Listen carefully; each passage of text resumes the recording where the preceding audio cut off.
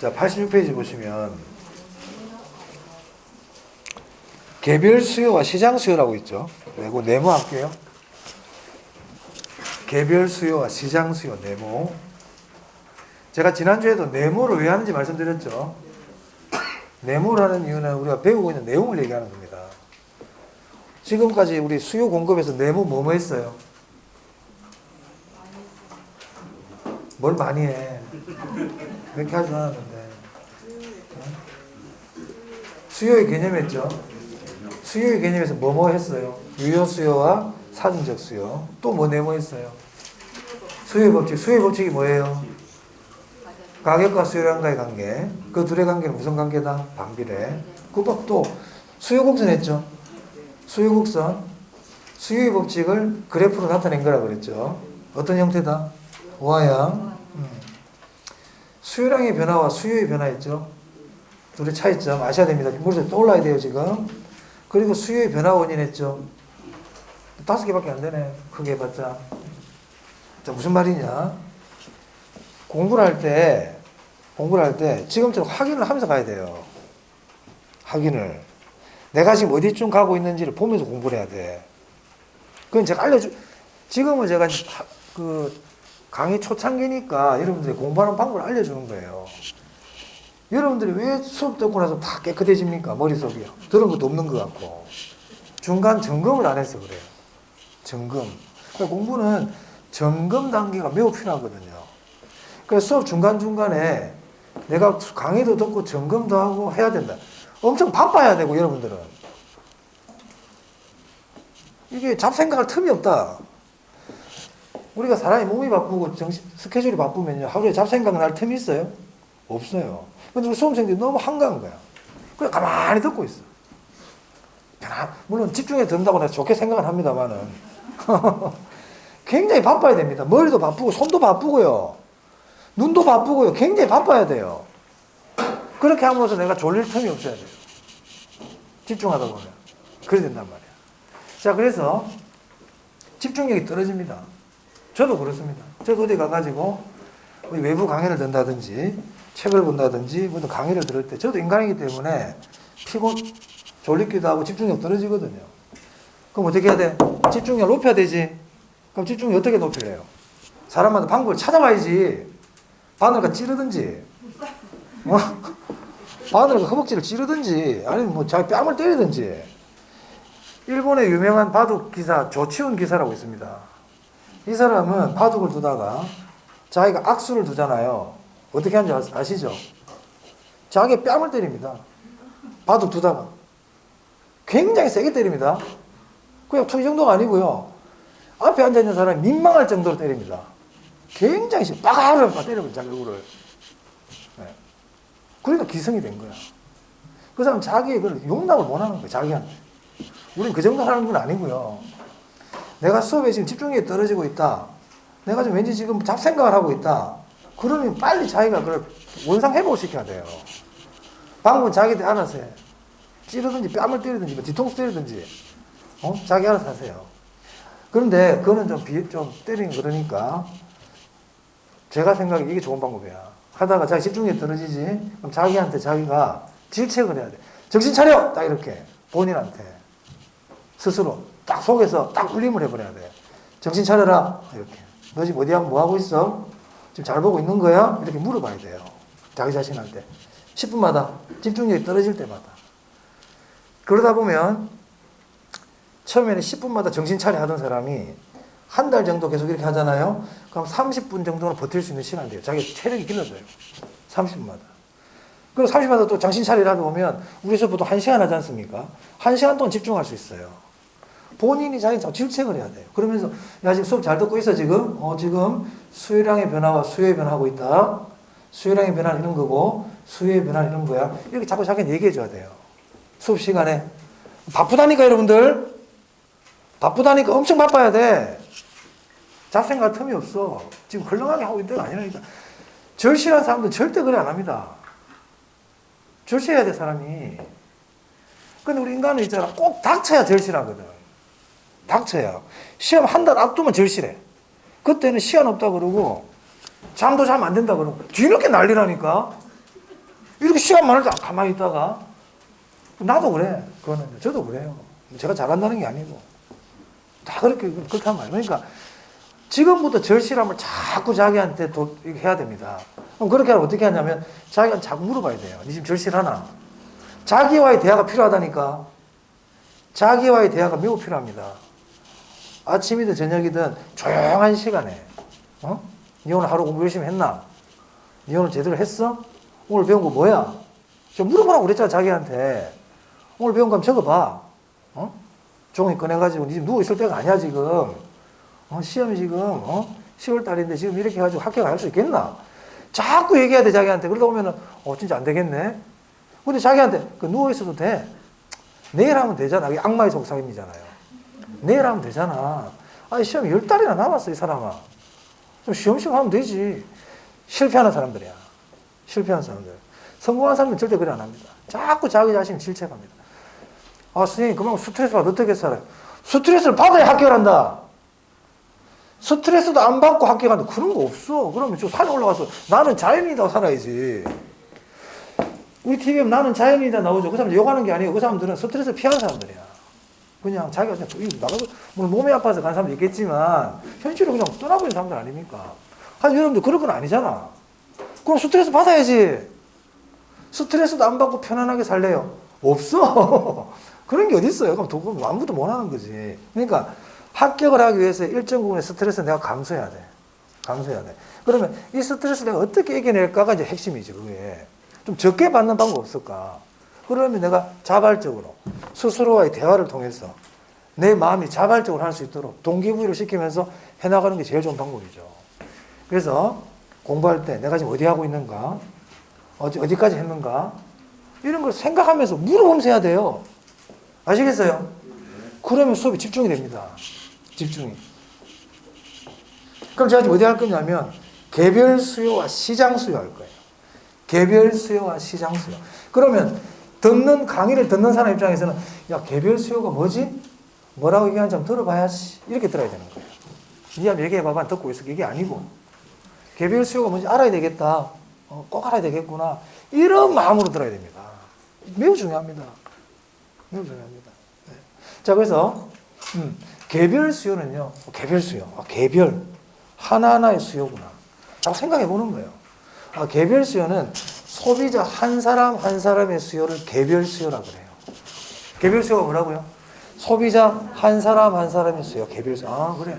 개별이니까 그런 뜻이겠네. 그럼 이제 내가 공부 그렇게 돼야 돼. 그럼 시장 수요는 뭘까? 뭔지는 모르겠지만 개별 수요가 같이 있는 거 보니까 개별은 하나하나의 수요니까 시장 수요는 다 합친 건가 본데? 개별 수요를 다 합친 거예요. 개별 수요를 다 합친 게 뭐라고요? 시장 수요예요. 오케이? 그렇습니다. 자, 그럼 생각해 봐요. 개별 수요라는 거는 자, 사과 한 박스에 10,000원 하면 너 몇 개 살래? 너 2박스 살게요. 너는 3박스 살게요. 너는 5박스 살게요. 그럼 개별 수요는 사람마다 같을까 다를까? 다르지. 다르지. 개별은 다 달라. 개별은 다 다른 거야. 개별성 다르다고 그랬죠. 그러니까 개별이라는 건 다 다른 거예요. 자, 이걸 다 합쳤대. 그러면 이분은 10,000원 할 때 2박스, 이분은 3박스, 저분은 4박스. 그럼 다 합치면 10,000원의 수요량은 30박스, 50박스가 될 거 아니에요? 맞아요? 자, 그럼 보세요. 수요 곡선이 여기가 가격이고 여기가 양이거든.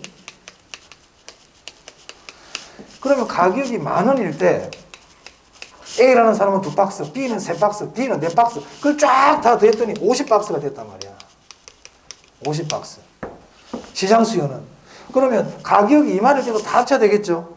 그러면 수요 곡선보다, 개별 수요보다 시장 수요는 양을 다 합치니까 가파르게 될까요? 완만하게 돼버릴까요? 완만하게 돼버리는 거예요. 그래서 개별 수요와 시장 수요 제일 포인트는 뭐냐? 시장 수요는 개별 수요보다 완만하다는 거야. 왜? 양을 다 합치니까. 그림 한번 봐봐요. 그림. 자, 거기 보면 개별 수요와 시장 수요 곡선이 있는데 동그라미 읽으면 보세요. 개인의 수요, 개별 수요인데 자, 100원 할 때 이 사람 몇 개 산다고 돼 있어? 50개. 그렇죠? 자, B라는 사람은 100원 할 때 몇 개 산다고 돼 있어요? 70개. 그러면 시장에 A, B 두 명밖에 없다고 봅시다. 그럼 가격이 100원일 때는 전체적으로 몇 개가 사겠다는 거야? 120개. 맞아요? 자, 가격이 200원일 때는 A는 20개, B는 30개. 그 합치면 몇 개? 50개.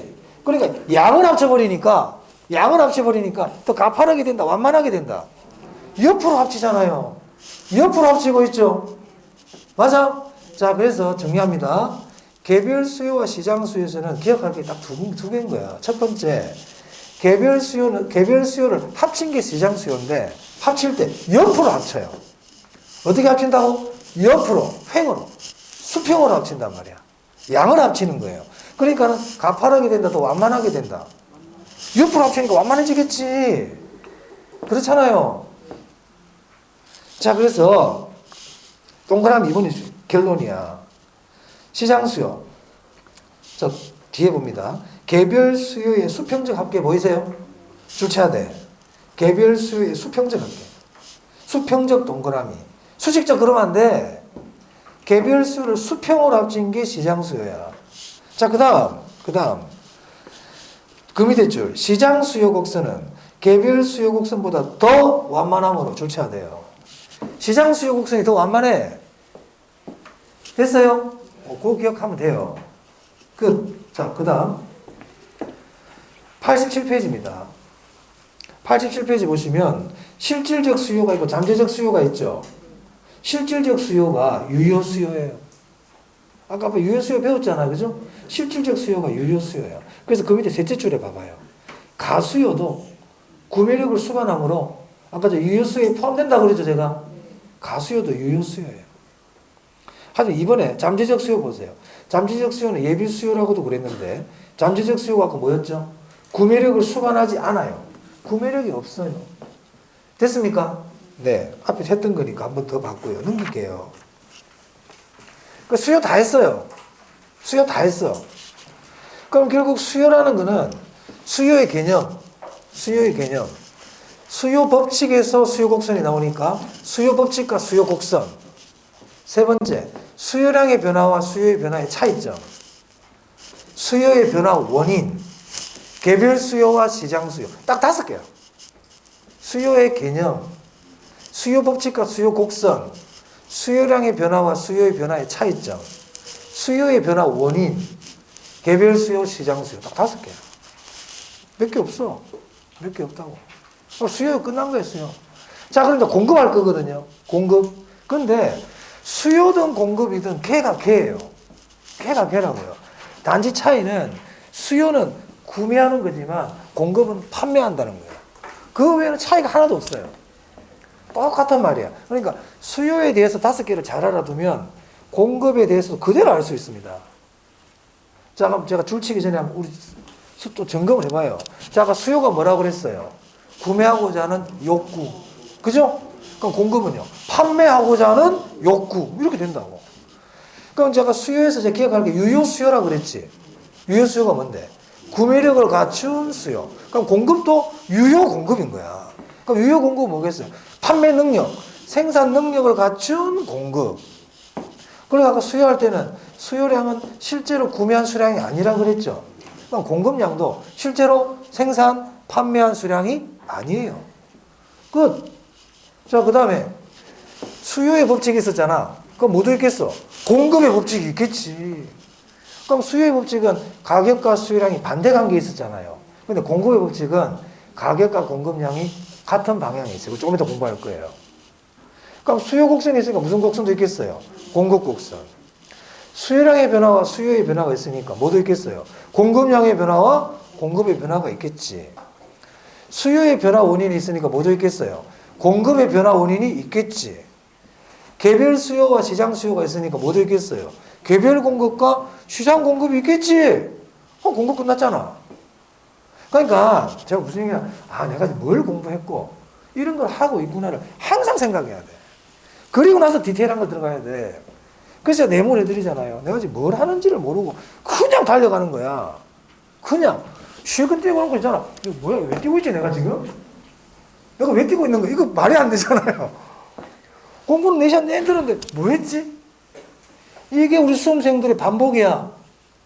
이게 그래서 제가 우리 시험은 안 어려워. 안 어렵다니까. 물어보는 게 딱 정해져 있어. 출제위원들이 나 이거 물어볼 거예요. 다 가르쳐줘요. 수요량의 변화, 수요의 변화 물어볼 겁니다. 이렇게. 그럼 그거 알고 가면 되는데 내가 지금 시험에서 뭐가 나오는지도 잘 모르고 출제자가 뭘 물어보는지도 모르고 여기서 뭐가 중요한지도 모르고 이 상태로 계속 책을 보는 거예요. 이 상태로. 그러니까 자꾸 잊어먹고 하고 나면 그 다음에 또 확인도 하고 이래야 되는데 그런 과정이 없어. 그냥 하루에 10분을 하든 20분을 하든 반드시 내가 오늘 배운 내용을 제목하고 그 정도는 점검하는 시간이 필요하다. 그래서 제가 적어보라고 그랬잖아요. 제가. 제목을 적어보라고 그랬죠. 하고 안 하고는 본인의 선택이 되지. 자, 공급 볼게요. 자, 88페이지입니다. 자, 그 공급의 개념 나오네요. 공급의 개념 메모하면 되겠네. 자, 공급의 개념 볼게요. 공급이란 공급 능력을 갖춘 거. 능력이 있어야 된다니까. 공급 능력을 갖춘 공급자가 일정 기간 동안 재화나 용역을 아까 구매는 수요였잖아. 뭐라고 되어 있어요? 판매, 임대, 생산. 또 어떤 글자 줄 한번 쳐보고 싶어요? 하고자 하는 욕구를 말해요. 아, 공급도 마찬가지로 능력이 있어야 되구나. 하고자 하는 거 보니까 이것도 뒤에 보면 알겠지만 실제로 공급한 게 아닌가 보네. 하고자 하니까 의도네. 이렇게 알 수가 있죠. 자, 그리고 아까 수요량은 양으로 표시된 거라 안 그랬습니까? 그러니까 공급량도 양이죠. 그래서 공급량은 최대 수량 돼 있네요. 아까 수요량도 뭐였어요? 최대 수량. 공급량도 최대 수량. 자, 그 다음에 양가로 이번에 보세요. 사전적 개념 돼 있네요. 사전적 개념이 뭔데? 실제로 한 게 아니라는 거지. 실제로 한 게 아니야. 그거 줄쳐야 돼. 공급량은 실제로 매도한 양이 아니라 이렇게 줄쳐야 돼요. 공급량은 실제로 매도한 양이 아니에요. 뭐라고 그랬어요? 의도라고 그랬어요. 의도. 자, 그 다음에 3번에 보세요. 아까 유효 수요였잖아요. 이것도 뭐예요? 유효 공급. 그럼 뭐 공급 능력을 갖추라는 거지. 공급 능력. 자, 그런데 이제 4번인데요. 자, 우리가 공급자를 얘기할 때 주의할 게 있습니다. 자, 공급자는 그 줄쳐야 돼요. 부동산 공급자에는 줄치고요. 신규 생산자뿐 아니라 기존 건물의 소유자도 포함된다. 줄쳐야 돼요. 왜냐하면 우리가 임대도 공급에 해당하고 그리고 여러분들이 살고 있는 집을 팔 수 있잖아요. 그러니까 우리가 부동산 공급자는 건설회사만 얘기하는 게 아니라고요. 부동산을 갖고 있는 사람도 뭐가 될 수 있다? 공급자. 내가 집을 팔 수 있잖아. 내가 집을 팔 때는 난 공급자야. 그렇죠? 또 내가 건물을 갖고 있는데 임대를 해줄 때도 있죠. 그럼 난 공급자란 말이야. 그럼 여러분들은 부동산 수요자가 될 때도 있고 공급자가 될 때도 있겠네. 그래서 수요자와 공급자는 구별하기가 쉽지 않아. 어떨 때는 수요자고 여러분들이 나 집을 사러 다녀. 그럼 난 수요자야. 근데 내가 집을 팔려고 내놨어. 그럼 여러분 뭐가 돼요? 공급자예요. 그러면 여러분들은 수요자가 될 수도 있고 뭐가 될 수도 있어요? 공급자가 될 수도 있죠. 어찌됐든 부동산 공급자는 신규 생산자만 의미하는 것이다. X예요. 기존 소유자도 어떻게 된다고요? 포함돼요. 그래서 기존 소유자 포함 동그라미 해야 돼. 기존 소유자 제외 그러면 안 돼. 포함이야. 자, 이제 오른쪽 봅니다. 89페이지입니다. 자, 공급의 법칙입니다, 이제. 자, 공급 법칙 메모하세요. 메모. 그럼 아까 수요의 법칙이 가격과 수요량과의 관계였잖아요. 그럼 공급의 법칙은 가격과 공급량의 관계입니다. 네. 자, 여러분들이 자꾸 잊어먹고 공부하기 힘든 거 제가 충분히 이해합니다. 나도 안 잊어버리고 싶어요. 저도 좀 기억 좀 오래 갔으면 좋겠어요. 잘 안 되지. 제가 충분히 해요. 하지만 이해한다 그래가지고 자꾸 넘어가고 그러면 안 돼. 그러면 끝이 없어. 자, 아파트 가격과 아파트 공급량의 관계를 공급법칙이라고 그래. 그럼 봅시다. 자, 아파트 가격이 상승을 했단 말이에요. 그럼 아까 아파트 수요량은 가격이 오르면 수요량은 줄었죠. 그럼 공급량은 어떻게 될까요 말이에요? 증가합니다.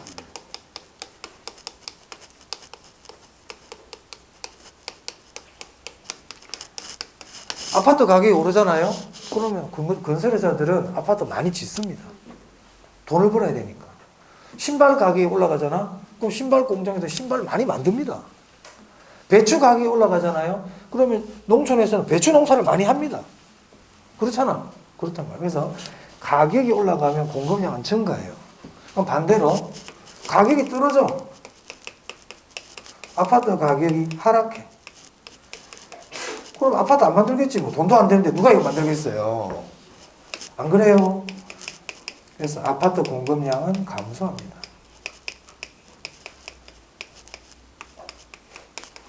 그럼 아까 수요의 법칙하고 같습니까? 반대입니까? 반대네요. 반대네요. 자, 그래서 공급의 법칙은 아파트 가격과 아파트 공급량이 같은 방향으로 움직여요. 같은 방향으로 움직이죠? 같은 방향으로 움직이잖아요. 같은 방향.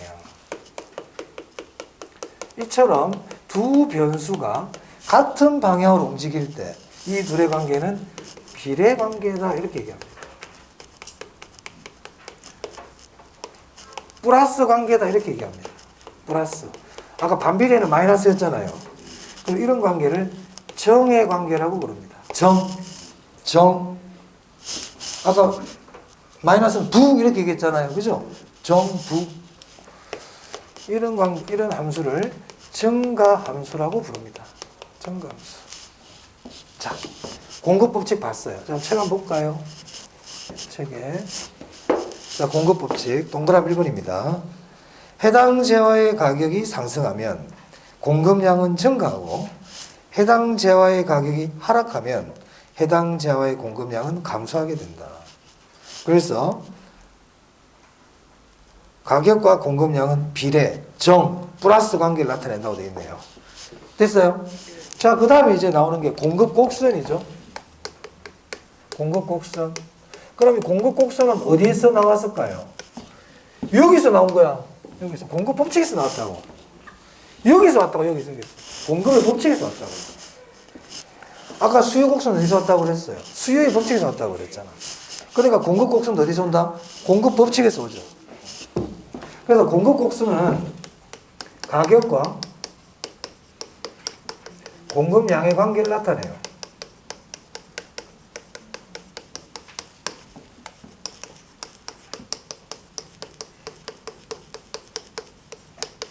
자, 이제 그림을 그려보면요. 자, 여기가 가격이고, 여기가 공급량이다. 공급량. 자, 가격이 10,000원이에요. 나는 10,000원 할 때 몇 개 만들어 줄래? 10,000원이면 2개 만들어 줄게. 2개 팔게. 2개 만들어 줄게. 요즘에네요. 20,000원이면 어떡할 건데? 20,000원이면 내가 좀 더 만들어 줄 수 있지. 3개까지 만들어 줄게. 30,000원이면 그럼 내가 4개 만들어 줄게. 요점이네요. 가격이 올라가니까 공급량도 점점 늘어나고 있죠. 이걸 연결하는 선이 이 선이 되겠습니다. 이게 무슨 선이다? 공급 곡선이다. 그럼 공급 곡선은 어떤 형태냐? 우상향이라고 부르는 거예요. 우상향. 아까 수요 곡선은요? 우하향. 자, 그래서 공급 곡선 봅니다. 공급 곡선은 우상향 동그라미 하고요. 자, 그리고 그 밑에 보니까 한계 비용 곡선이라고 있네. 줄 치세요. 비용 동그라미. 아까 수요 곡선은 뭐와 관계 있다고 그랬어? 한계 효용. 그렇지. 수요는 효용, 공급은 비용. 됐습니까? 그 정도 아시면 됩니다. 지금 뭐 어려운 거 없죠? 뭐 알아듣는데 전혀 지장 없죠? 안 어렵잖아 봐. 넘기세요. 자, 넘긴다. 자, 이제 공급량의 변화와 공급의 변화 네모다. 수요량의 변화와 수요의 변화가 똑같아. 질문. 그러면 공급량의 변화는 뭡니까? 공급량의 변화는 뭐를 공급량의 변화라고 그럴까? 해당 재화의 가격이 변해서 해당 재화의 공급량이 변하는 거죠. 맞아요? 그러면 공급량의 변화 원인은 해당 재화의 가격 변화 하나밖에 없다 이 말이에요. 아까 수요량의 변화 똑같아요. 그러면 아까 수요량의 변화는 수요 곡선 상이동이라 그랬죠. 그럼 공급량의 변화는요. 공급 곡선 상이동이겠지. 그러면 그 해당 재화의 가격 말고 다른 게 변해가지고 예를 들어서 인건비가 변했다. 원자재 가격이 변했다. 생산 기술이 변했다. 정부의 정책이 변했다. 이런 것들이 변해가지고 공급량이 변했어. 그럼 이거 뭐라 불러? 공급의 변화. 그럼 이 공급의 변화는 어떻게 표시돼요? 공급 곡선 자체가 이동한단 말이야. 그럼 공급 곡선이 오른쪽으로 움직이는 걸 뭐라 부르고요? 공급의 증가. 왼쪽은요? 공급의 감소. 똑같습니다. 똑같습니다. 자, 그래서 공급량의 변화 보세요. 동그라미 1번. 해당 재화의 가격이 변할 때 해당 재화의 공급량이 변하는 것을 말한다. 또 공급의 변화는 동그라미 1번. 해당 재화 가격 이외의 요인이 변할 때 해당 재화의 공급량이 변하는 것을 말한다. 차이점 아시겠죠? 가격이냐 가격 외냐 이 말이죠. 자, 그 다음에 공급량의 변화 동그라미 2번입니다. 동일 공급 곡선 상에서 점의 이동으로 표시됩니다. 공급의 변화 2번 동그라미 2번. 공급 곡선 자체가 이동한다. 공급의 변화 동그라미 3번 보세요. 공급의 증가는 공급 곡선 자체가 우측으로 이동되고 공급의 감소는 공급 곡선 자체가 어느 쪽으로 움직인다? 왼쪽으로. 거기 우하향, 우상향 이런 거 신경 쓸 필요 없고요. 그냥 좌우로만 판단하면 돼요. 오른쪽으로 움직이면 증가, 왼쪽으로 움직이면 감소. 네. 자, 이제 오른쪽 보세요. 이제 공급의 변화 원인입니다. 아까 수요의 변화 원인이 있었잖아요. 이제 공급의 변화 원인이에요.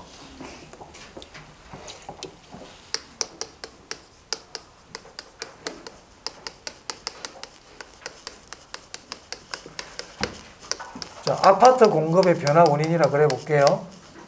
그럼 아파트 공급의 변화 원인에는 아파트 가격 변화는 해당이 된다, 안 된다?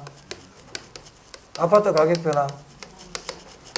안 되죠? 아파트 가격 변화는 아파트 공급량의 변화 원인이라고 그랬습니다. 잊어보면 안 돼요.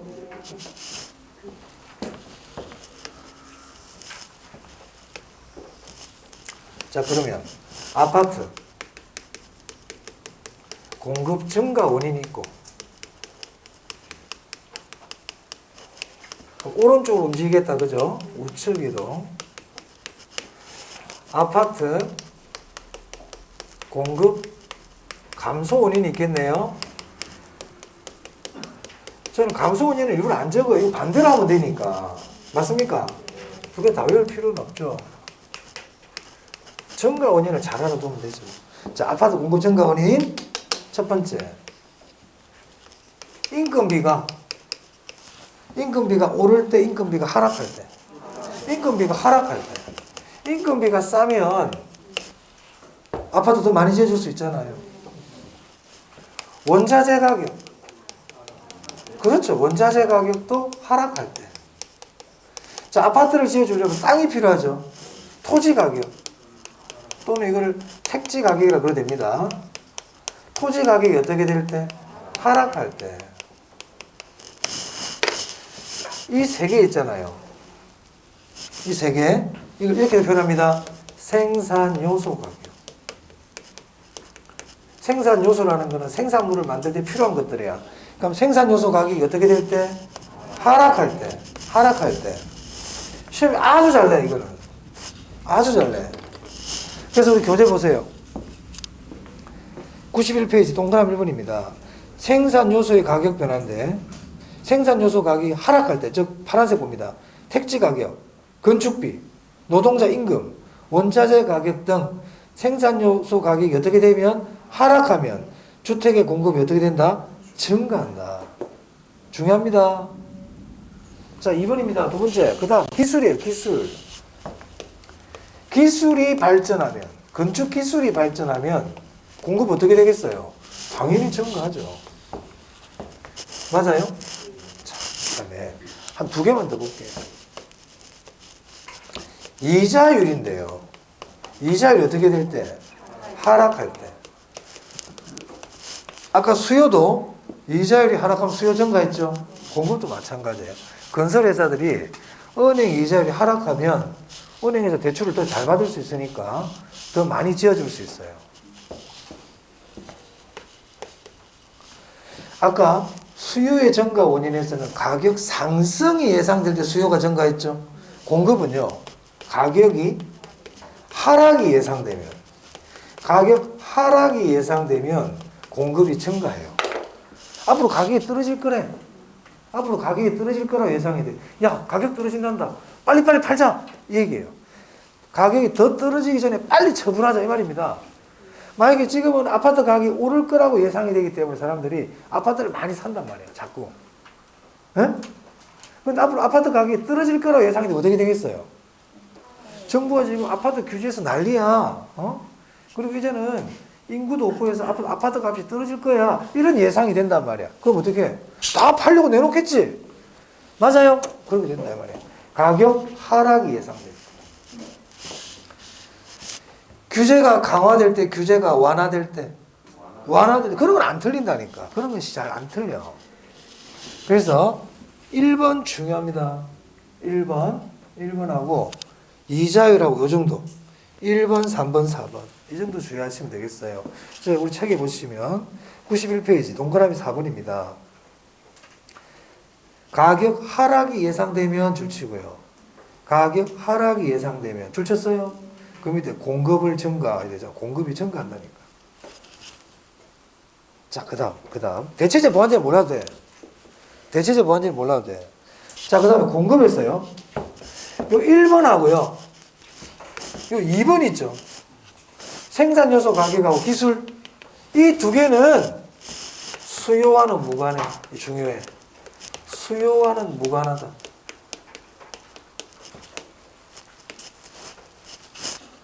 수요와는 무관하다는 얘기는 수요량이 변한다, 안 변한다? 안 변합니다. 원자재 가격이 하락한다 그래가지고 수요량이 증가하는 게 아니라고요. 인건비가 하락한다 그래가지고 아파트 수요가 증가하는 게 아니에요. 아무 관계 없어요. 무관해? 그럼 질문. 원자재 가격이 하락하면 수요 곡선이 우측으로 이동한다. OX. X. 수요 곡선 그대로 있습니다. 왜? 수요하고 아무 상관이 없어. 수요 곡선 상에는 아무런 반응이 안 나타나. 원자재 가격이 하락하면 아파트 수요 곡선 상 이동으로 나타난다. OX. X. 수요하고는 아무 상관이 없다고. 기억해야 돼. 중요해. 중요합니다. 기술이 발전하면 아파트 수요가 증가한다? 아니야. 생산 요소 가격과 기술은 수요와는 무관합니다. 수요와는 무관하다. 그래서 우리 책에는 거기 아까 1번하고 2번 있잖아요. 동그라미 1번, 2번. 보이세요? 그 두 개 묶어가지고 입에 적으세요. 수요와 무관하다. 수요와 무관하다.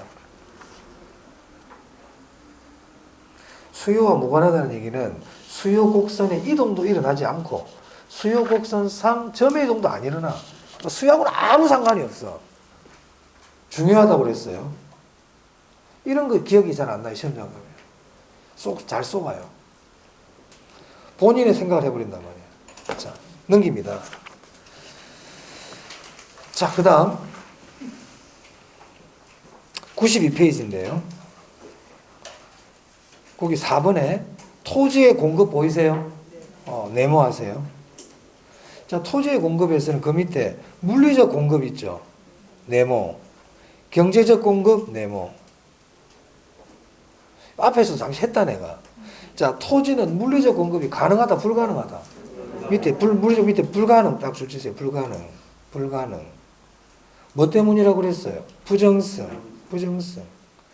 아직 완전 비탄력 수직은 안 배웠는데 사실 중요하거든요. 줄만 일단 쳐놓으세요. 이것도. 아직 우리 탄력성 공부를 안 했기 때문에. 자, 그래서 정리하면 이렇습니다. 토지의 물리적 공급은 불가능하다. 부정성 때문에. 자, 그 다음에 경제적 공급 볼게요. 경제적 공급을 용도적 공급이라고도 그래요. 왜냐하면은 경제적 공급이라는 거는 없는 토지를 만들어주는 게 아니잖아요. 농지 용도로 쓰고 있는 토지를 택지 용도로 바꿔주는 것밖에 안 되거든요. 용도 전환이라고 그랬잖아요. 그래서 경제적 공급을 다른 말로 용도적 공급이라고도 그런단 말이야. 자, 그러면 토지의 경제적 공급은 불가능하다, 가능하다. 아까 가능하다 그랬잖아. 가능. 뭐 때문에? 용도의 다양성 때문에. 그렇지. 그거 딱 알아두면 돼. 자, 그 다음 오른쪽에 단기 공급과 장기 공급입니다. 단기 공급과 장기 공급. 자, 거기 동그라미 1번에요. 단기 보세요. 단기 동그라미. 단기는 그냥 짧은 기간 아니라고 그랬어요. 그럼 이렇게 적혀 있죠. 기존 생산시설을 확장시킬 수 없을 정도의 짧은 기간. 크게 의미 몰라도 돼요. 하지만 그 밑에 니은입니다. 신규 공급이 불가능하다 줄쳐야 돼요. 단기는 신규 공급이 불가능해요. 중고, 재고 공급은 가능해. 그러니까 단기는 새로운 걸 만들어가 주기에는 안 된다 이 말이야. 자, 우리나라에 자동차가 지금 연간 생산 대수가 100만 대야. 100만 대. 100만 대를 만들 수 있어. 우리나라 가지고 있는 모든 시설을 동원했을 때 100만 대를 만들 수 있어요. 그런데 앞으로 50만 대가 더 필요하대. 인구도 늘고 소득이 늘다 보니까 사람들이 차를 더 사고 싶어 하는 거예요. 그러면은 지금 현재 있는 시설로 가지고는 100만 대밖에 못 만들어. 그러면 추가로 50만 대를 만들려면 어떻게 해야 돼요? 새로운 생산 설비를 갖춰야 되죠. 맞아요? 그럼 새로운 생산 설비가 갖춰질 때까지는 신규 생산이 됩니까? 안 됩니까? 안 되지. 그때까지가 단기야. 단기. 그 단기는 신규 공급이 불가능해요. 됐어요? 그것뿐만이 아니고요. 거기 단기 위에 여백에다 이렇게 적으세요. 단기에는 공급의 변화가 없다. 단기에는 공급의 변화가 없어요. 그래서 만약 단기에 공급이 증가하여 이런 말 있잖아. X 이런 말 나오면 안 돼. 단기는 공급이 증가 안 해. 마찬가지로 단기에 공급이 감소하여 이 말도 맞다 틀렸다? 틀렸다. 변화 없다고 그랬잖아. 늘어나는 것도 변하고 줄어드는 것도 변화예요. 그러니까 단기에는 공급의 변화가 없어요. 우리가 공급을 줄인다는 얘기도 여기서 뭐냐면 생산시설을 없애버리고 완전히 없애버리는 거거든. 단기에 그게 안 돼. 그러니까 단기에는 공급의 변화 자체가 불가능해요. 아시겠죠? 그러면 공급이 늘어나고 공급이 줄어들고는 공급의 변화는 언제 일어난다? 장기에 일어나는 거예요. 그래서 여러분들이 단기, 장기는 짧다, 길다의 개념이 아니고요. 단기는 공급의 변화가 없는 기간, 장기는 공급의 변화가 가능한 기간이에요. 그게 더 정확한 표현이에요. 자, 그래서 그 밑에 장기 한번 보세요. 장기. 거기 보니까 생산시설 확장 또는 신규 기업이 진입할 수 있는 충분한 기간 돼 있죠? 옆에다 적으세요. 신규 공급이 가능. 그런 말이 없어 지금. 신규 공급이 가능. 공급의 변화가 가능. 이런 뜻이에요. 그래서 있잖아. 나중에 또 제가 한번 말씀드릴 기회가 있을 텐데 단기는요. 단기는 수요가 힘을 쓰는 거야. 단기는 누가 힘을 쓴다고? 수요가 힘을 써요. 수요는 단기에 즉각적으로 변해요. 가격이 오르잖아? 안 사. 바로 반응이 나와. 가격이 내리잖아? 사. 반응이 바로 나타나. 단기에는. 하지만 장기로 가면 누가 힘을 쓴다? 장기에는 공급이 힘을 쓰는 거예요. 장기에는 공급이 힘을 써요. 그래서 나중에 제가 말씀드리지만 단기에는 수요에 의해서 불균형이 발생해. 단기에는 자 지금 만약에 마스크가 500원에 잘 거래가 되고 있어. 근데 갑자기 코로나가 터져버렸어. 코로나가. 그래서 마스크 수요가 어떻게 돼요? 마스크 수요가 폭증한단 말이에요. 폭등해버린다. 수요가. 바로 반응이 나타나잖아요. 그럼 가격이 어떻게 된다? 바로 폭등하죠. 가격이 폭등하겠죠? 근데 공급이 돼? 안 돼? 안 되지. 그래 단기에는 공급이 안 되니까 가격이 단기에 폭등한단 말이에요. 그럼 장기로 가면 어떻게 되지? 마스크 공급이 증가하죠? 그럼 장기로 가면 공급이 는단 말이에요. 그래서 다시 가격이 떨어지는 거예요. 그래서요, 단기는 불균형, 장기는 균형 이런 개념이에요. 단기에는 균형이 깨지는 게 단기야. 우리가 살아가는 거 똑같잖아요. 분란 일어날 수 있잖아요. 트러블이 일어날 수 있죠. 이 트러블은 단기에 일어나는 거예요. 단기에. 그럼 시간이 흘러가 장기로 가면 어떻게 된다? 조정이 되어버리는 거예요. 그래서 장기를 긴 기간 그러면 안 돼. 장기는 단기에서 일어난 트러블, 불균형이 해결되는 게 장기예요. 그래서 만약에 장기의 손실, 그런 말 없어요. 장기의 왜곡, 그런 말 없어요. 장기의 초과이윤, 그런 말 없어요. 장기적으로 불균형, 그런 말 없어요. 장기는 그런 게 아니야. 장기는 균형, 일치, 정상이윤, 정상, 이게 장기야. 그런 의미를 갖고 있어요. 자, 그래서 다시 정리합니다. 단기, 신규 공급이 가능하다, 불가능하다? 불가능하다. 공급의 변화가 있다, 없다? 없다. 장기, 신규 공급이 가능하다. 공급의 변화가 있다. 오케이? 네, 그런 의미입니다. 그런 의미를 머릿속에 딱 넣어두세요. 단기와 장기의 차이점이에요.